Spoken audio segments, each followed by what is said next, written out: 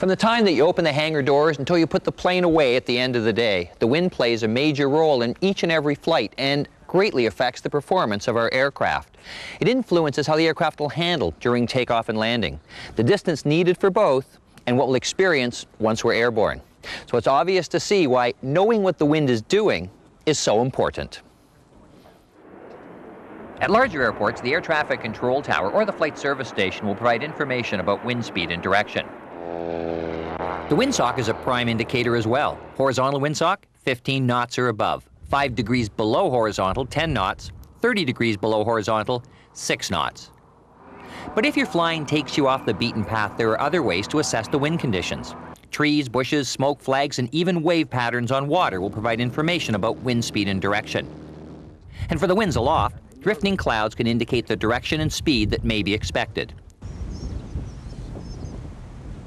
So once you know what the wind's doing, what do you do with the information? Taking off and landing into the wind will ensure optimal control and runway usage. For crosswinds, your aircraft has a maximum limit, and it can be found in most pilots' operating handbooks. But keep in mind these figures are based on tests conducted by a professional test pilot, so just because your aircraft can handle a certain crosswind speed doesn't necessarily mean that you can.